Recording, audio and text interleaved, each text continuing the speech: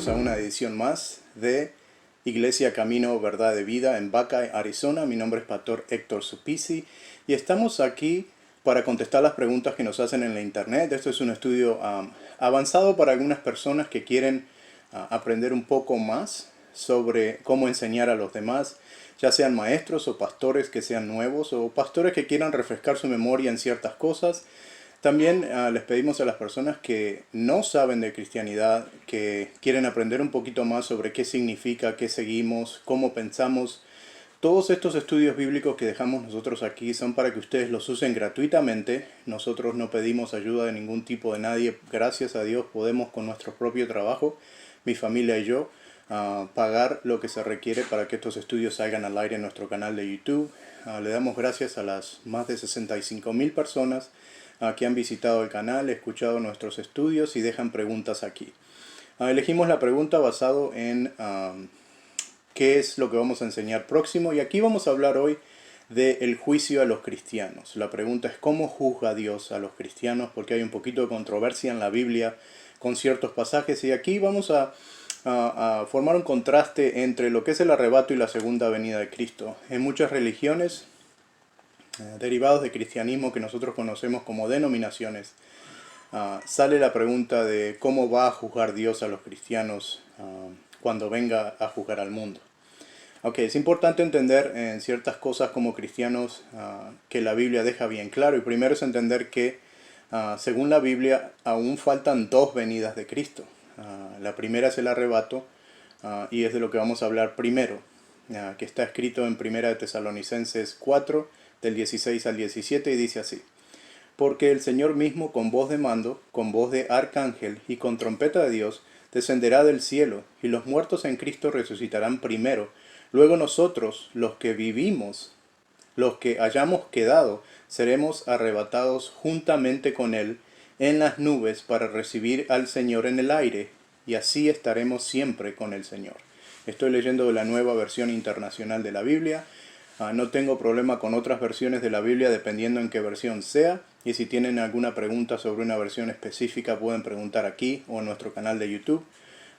Pero la Nueva Versión Internacional está escrita en un grado 3 de escuela, que es entendible para todas las personas, tanto en inglés como español o en la lengua en que la escriben, y por eso usamos esta versión.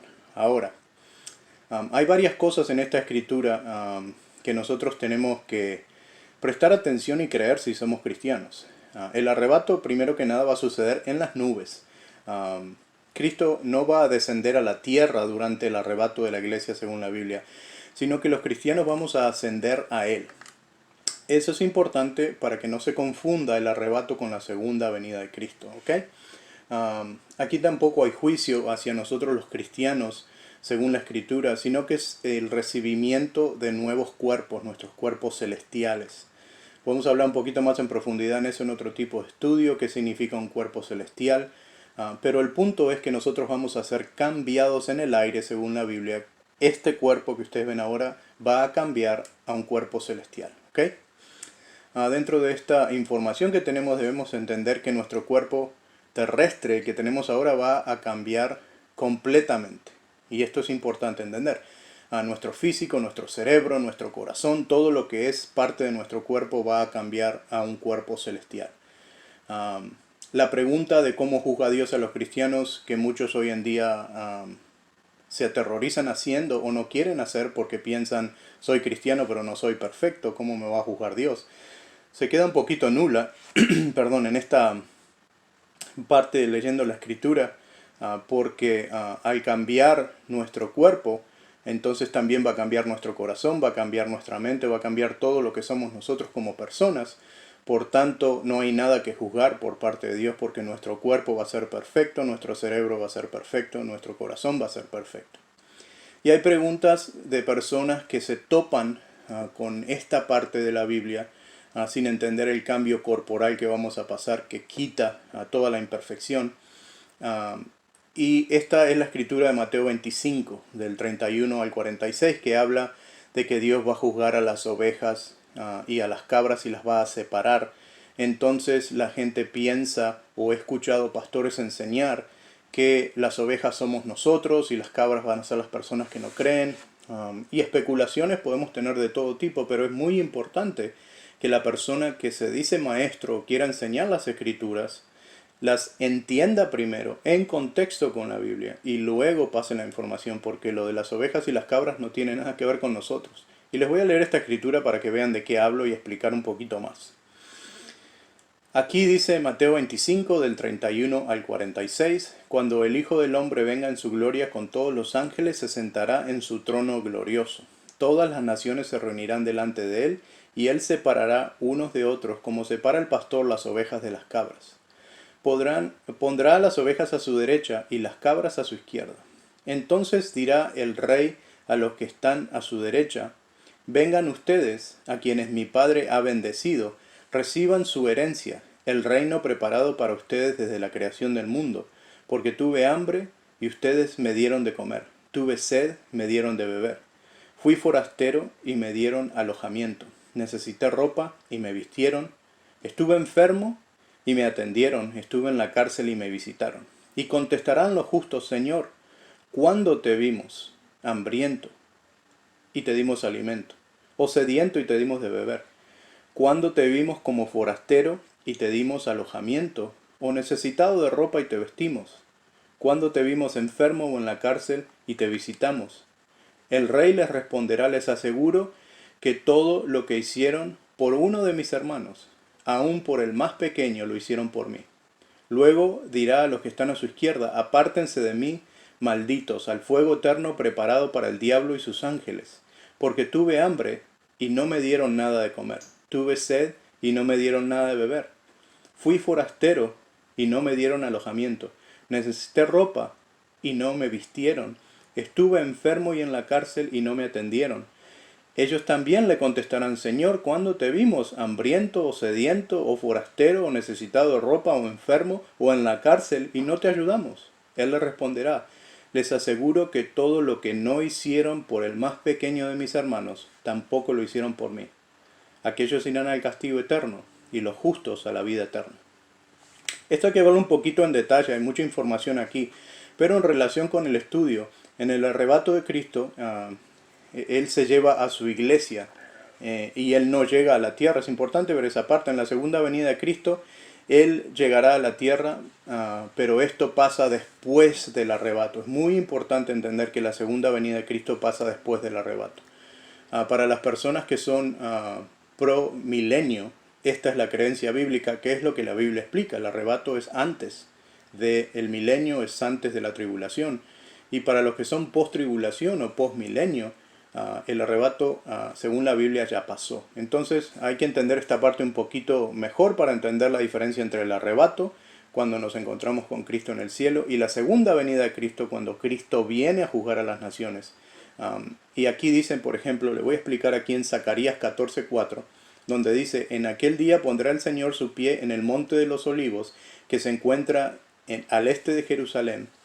El monte de los olivos se partirá en dos desde el oeste y formará un gran valle, con la mitad del monte desplazándose norte y la otra mitad desplazándose sur. Esta es la segunda venida de Cristo, cuando Él pone su pie en la tierra por segunda vez en la historia de la humanidad. Mateo dice que el Señor vendrá en su gloria con sus ángeles, en esa escritura que estábamos leyendo. ¿Con quién regresa Cristo? ¿De qué está hablando? Está hablando de ángeles que quedaron en el cielo después que el diablo y sus ángeles fueron echados a la tierra, donde 1/3 de los ángeles fueron quitados y 2/3 quedaron. Veamos lo que dice 1 Corintios 6 en la Nueva Versión Internacional. Dice aquí en el versículo 6 comenzando: si alguno de ustedes tiene un pleito con otro, ¿cómo se atreve a presentar demanda ante los inconversos, en vez de acudir a los creyentes? ¿Acaso no saben que los creyentes juzgarán al mundo?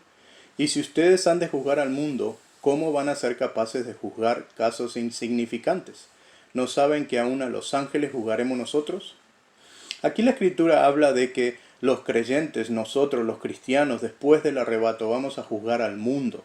Ahora vamos a ver una escritura más y quiero que se queden conmigo en el estudio para que entiendan en completa, la completa versión del estudio, porque vamos a estar saltando de una escritura a la otra para ir explicando lo que decimos, y posiblemente esto es un estudio que tengan que hacer una o dos veces para entender el concepto de lo que estoy hablando. Sin ánimo de ofender, es algo que todas las personas que somos cristianos tenemos que a veces estudiar un concepto varias veces para entenderlo. Eso me incluye a mí y a todos los otros maestros que quieran enseñar, para estar seguros que estamos enseñando lo correcto. Aquí vamos a ver en Apocalipsis 20, en el versículo 20, dice: vi además un ángel que bajaba del cielo con la llave del abismo y una gran cadena en la mano.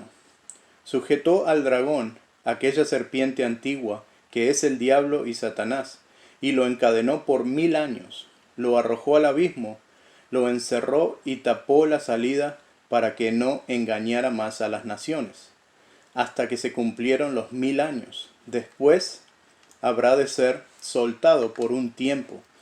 Entonces vi tronos donde se sentaron los que recibieron autoridad para juzgar. Vi también las almas de los que habían sido decapitados por causa del testimonio de Jesús y por la palabra de Dios. No habían adorado a la bestia ni a su imagen, ni se habían dejado poner su marca en la frente ni en la mano.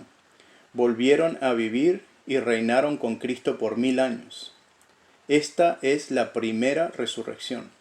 Los demás muertos no volvieron a vivir hasta que se cumplieron los 1000 años. Dichosos y santos los que tienen parte en la primera resurrección. La segunda muerte no tiene poder sobre ellos, sino que serán sacerdotes de Dios y de Cristo y reinarán con Él por 1000 años. La Biblia explica aquí que una vez arrebatados nosotros volveremos con Cristo a la tierra mientras está en vigencia el milenio, durante el tiempo de los 1000 años del reinado de Cristo. Y juzgaremos no solo a las naciones, sino también a ángeles, como los ángeles que cayeron con el diablo, incluyéndolo a él también. No todos juzgaremos, dice la Biblia, sino que a los que Dios le dio esa oficina o esa autoridad.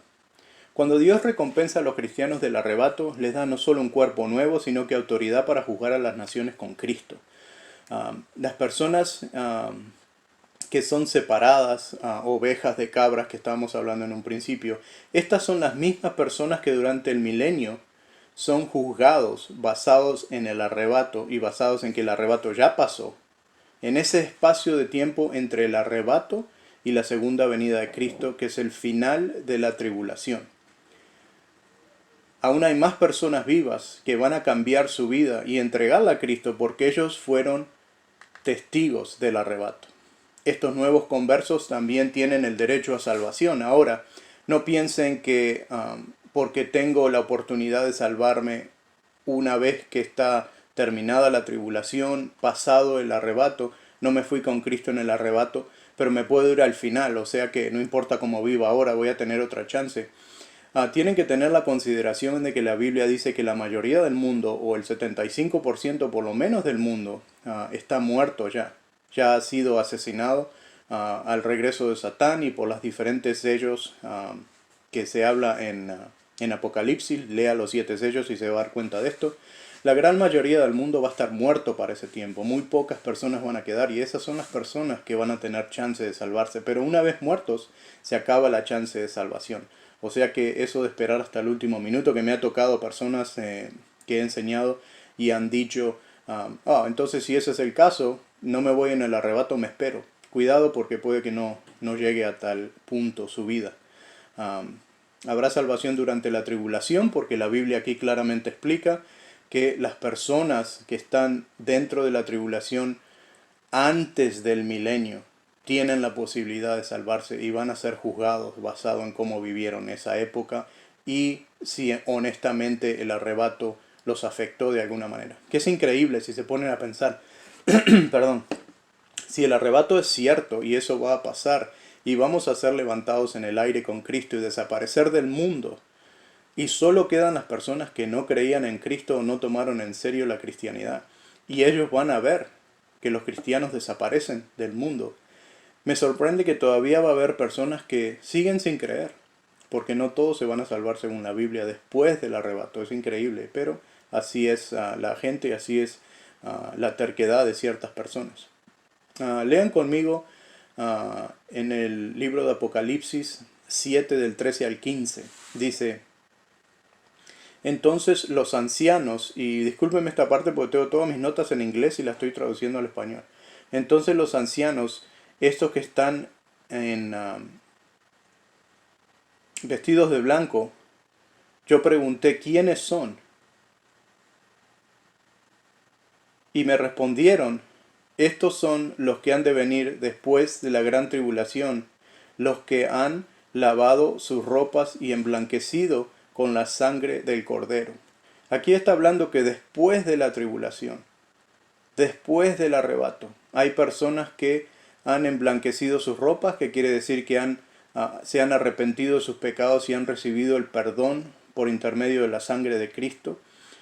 Pero está hablando con personas que viven después del arrebato y durante y después de la tribulación. Y esta escritura de Apocalipsis 7:13 lo hace sumamente claro aquí, cuando Juan está hablando con los ancianos del cielo y hace esta pregunta, le hacen esta pregunta a él: ¿quiénes son? Y él dice: ustedes ya saben quiénes son, y ellos le contestan: sí, son los que han salido de la gran tribulación y lavado sus ropas y emblanquecido sus ropas con la sangre de Cristo. O sea que para las personas que piensan que el arrebato pasa después de la tribulación, no tiene ningún sentido eso, porque esta escritura anula esa creencia. El orden bíblico en el que van a pasar las cosas está de esta forma. Está el arrebato, la tribulación, la segunda venida de Cristo, el milenio, el juicio a las naciones y el fin o la nueva tierra, que es Jerusalén.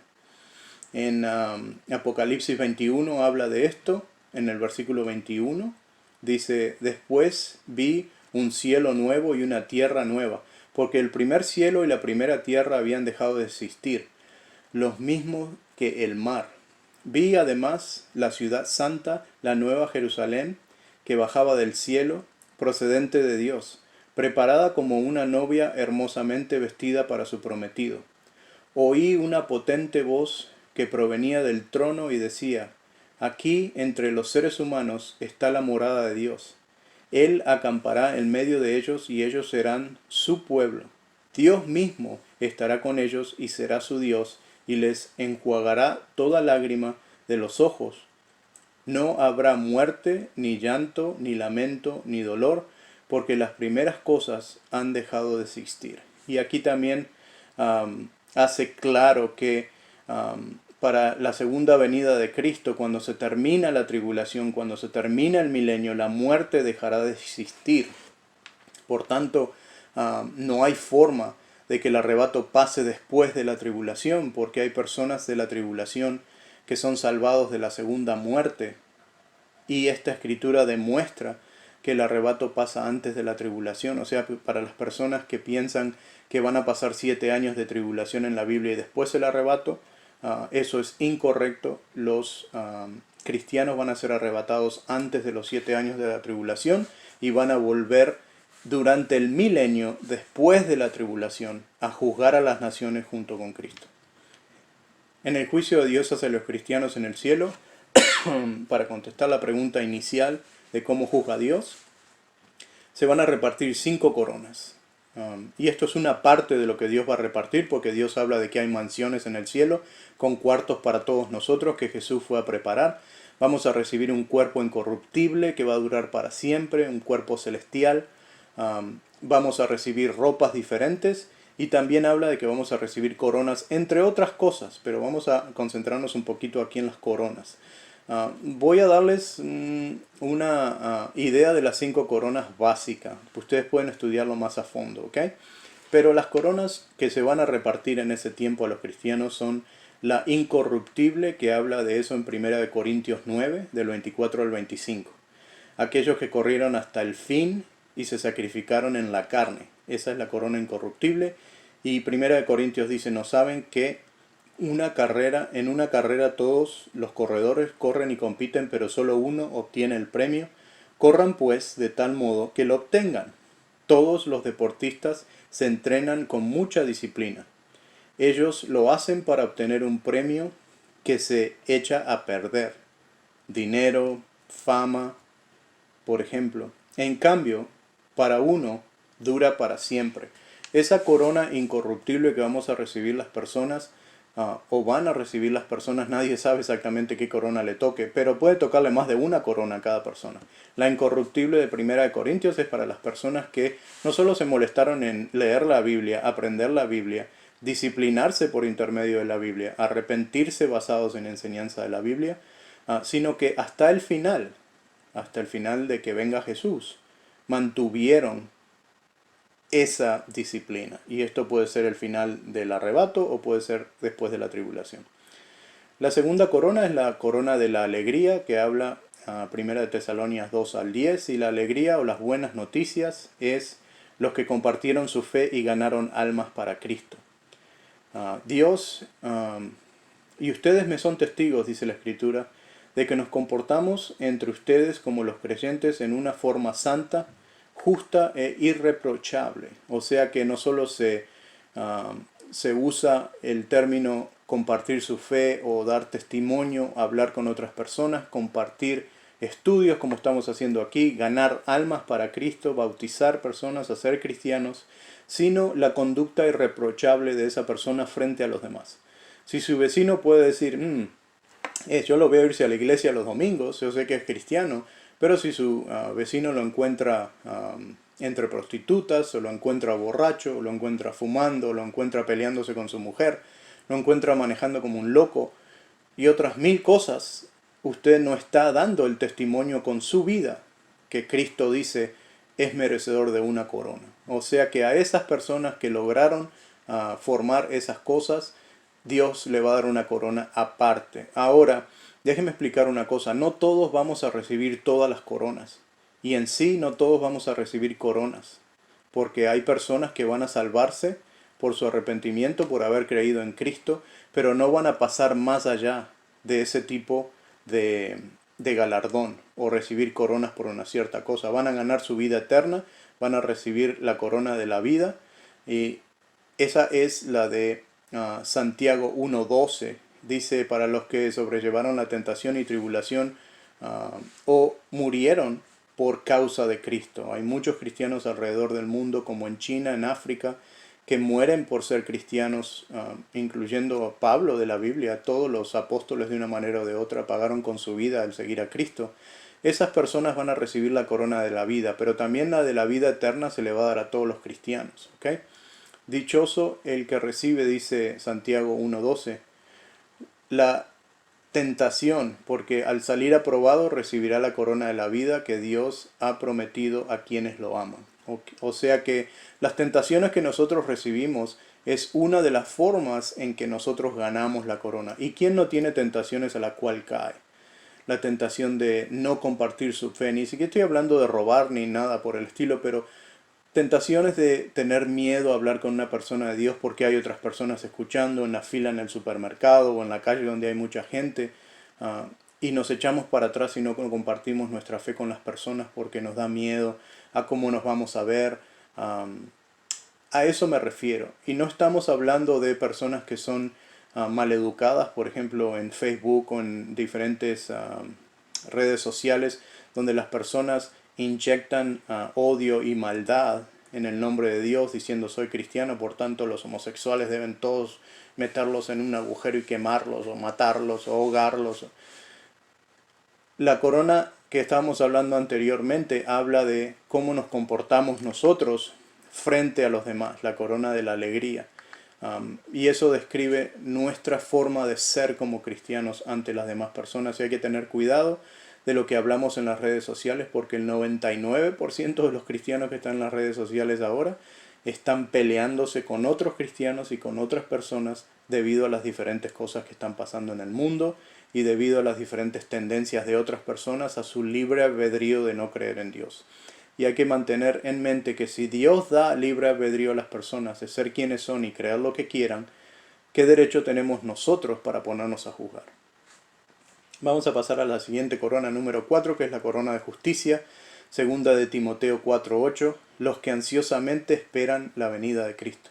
Dice, por lo demás, me espera la corona de justicia que el Señor, el juez justo, me otorgará en aquel día, y no solo a mí, sino también a todos los que con amor hayan esperado su venida. Es una cosa ser cristianos en la tierra y decir somos cristianos, y es otra cosa actuarlo. Sus vecinos, sus amigos, las personas que los conocen, su familia, que no son cristianos, pueden ver ellos el regocijo que usted tiene en esperar el día que Cristo llegue, el arrebato de su iglesia. Es de lo que usted habla todo el tiempo, porque ¿qué otro tema puede ser tan importante? Estos estudios bíblicos que estamos haciendo aquí lo inspiran a usted a decir, ya viene Cristo, ya viene Cristo. Es ese tipo de persona que los demás pueden ver. Si usted es ese tipo de persona, aquí hay una corona de justicia esperando por usted, porque honestamente y con su corazón espera ansiosamente la llegada de Cristo. La última corona es la corona de gloria que está en 1 de Pedro 5, del 1 al 4. Es para los que enseñan en todas formas la palabra de Cristo. Y a lo que me refiero en todas formas es, hay personas que enseñan clases dominicales a los niños, a los adultos. Hay personas que trabajan dentro de la iglesia pero no son predicadores ni son maestros. Hay personas que son maestros, como por ejemplo mi caso, pastores, como por ejemplo mi caso, pero son las personas que enseñan la Biblia como Dios la envió, no personas que enseñan la Biblia por ninguna otra razón más que para salvar almas y ayudar al cuerpo de Cristo. Y en la primera de Pedro aquí, del 5 del 1 al 4, explica qué significa eso. A los ancianos que están entre ustedes, yo, que soy un anciano como ellos, testigo de los sufrimientos de Cristo y partícipe con ellos de la gloria que se ha de revelar, les ruego esto: cuiden como pastores el rebaño de Dios que está a su cargo, no por obligación ni por ambición de dinero, sino con afán de servir, como Dios quiere. No sean tiranos con los que están a su cuidado, ni sean ejemplos, y sean ejemplos para su rebaño. Así, cuando aparezca el Pastor Supremo, ustedes recibirán la inmercesible corona de gloria. En este caso, está hablando de personas que tienen iglesias, son partícipes de iglesias, son pastores de iglesias, son de un grupo en particular, pero están usando las escrituras y la iglesia para juntar dinero o para glorificarse a sí mismos o para tener un grupo de personas a quien mandar.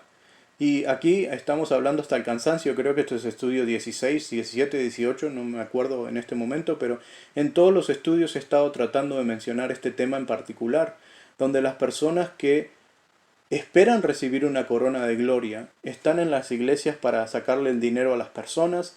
El tema número 1 de las iglesias es sus diezmos, sus ofrendas, están todo el tiempo pidiendo más. Hay iglesias que dan vergüenza, la verdad, que ni siquiera son iglesias, pero así se llaman, donde los llaman por grupos, los que van a dar 1000, los que van a dar 500, los que van a dar 100.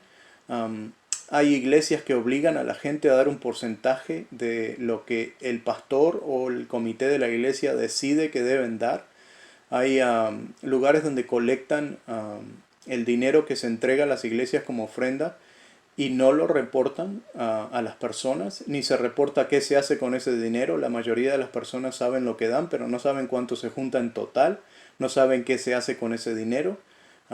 Y hay pastores que se dicen a sí mismos, lo he escuchado y que Dios me juzgue si le estoy diciendo algo que no es. He escuchado a pastores que han dicho, cuando yo llegue al cielo voy a tener que tener un ángel de cada lado para ayudarme a cargar todas las coronas que Dios me va a poner en la cabeza. Y esto lo escuché de la boca de un pastor, aunque no lo crea, más de una vez decir ese tipo de barbaridades.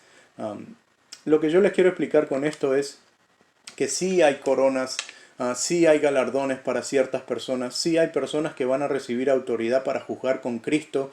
La Biblia explica que Él va a sentar por sobre las naciones, sobre las ciudades, sobre los condados, personas que van a juzgar como políticos ahora. Ahora tenemos alcaldes, tenemos presidentes, vicepresidentes, senadores.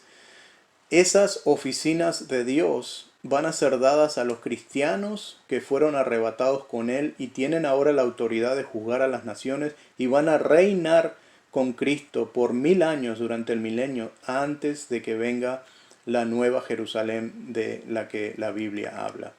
Y es importante entender que hay ciertas cosas que se explican en ciertos libros que no tienen que ver necesariamente con la Biblia, como que dicen que cuando venga la nueva Jerusalén, el león se acostará con el cordero. Eso no está en la Biblia necesariamente, que es una frase súper popular. Eso está en el libro del Mormón, que no es una Biblia, no es la palabra de Dios, pero ahí está. En Isaías 11:6, en la nueva versión internacional, dice que el lobo vivirá con el cordero, el leopardo se echará con el cabrito, y juntos andarán el ternero y el cachorro de león, y un pequeño los guiará. Nomás quería aclarar esa parte porque surgió un comentario por ahí donde decían cuándo es la parte donde el león y el cordero se acostarán juntos, porque el cordero es Cristo y el león es el diablo. Hay versiones donde hablan de que Cristo y el diablo eran hermanos y Dios los separó. Como siempre les digo, hay que usar el sentido común. Hay muchas enseñanzas que no son bíblicas, no tienen nada que ver con lo que Dios puso ahí, pero se han transformado en libros que las personas usan como religión, como por ejemplo el libro del Mormón, como por ejemplo el libro que usan los testigos de Jehová, que es una Biblia con palabras cambiadas, que en sí no es una Biblia. Corán, el Bhagavad Gita, perdón, el libro tibetano de los muertos. O sea, por cada religión podemos hacer un comentario diferente, pero el punto es que la palabra de Cristo hace las cosas claras. Para nosotros es bien simple entender que llegado el momento, Dios va a juzgar a las personas después de arrebatar a su iglesia durante la tribulación. Por 1000 años va a reinar Cristo una vez que eso pase, junto con las personas que se llevó Él en el arrebato anterior y les dio autoridad para juzgar con Él a las diferentes partes del mundo. Y al fin del milenio, ciertas personas se van a convertir todavía y van a ser aceptados por Cristo, y van a ser lavados y van a ser limpiados, y el resto del mundo irá al infierno junto con el diablo y sus ángeles, como la Biblia dice, al lugar donde se ha preparado para ellos desde el principio de los tiempos. Les doy gracias, espero que este estudio haya sido de glorificación para Dios primero que nada y de edificación para usted. Cualquier pregunta, por favor déjela, ponga sus comentarios, suscríbase a nuestro canal, que es la forma en que nosotros usamos para repartir y compartir esta palabra. Use las escrituras que tenemos aquí para ganar almas para Cristo. Aquí todo es gratis y no le va a costar nada. Que Dios los bendiga. Nos vemos en la próxima.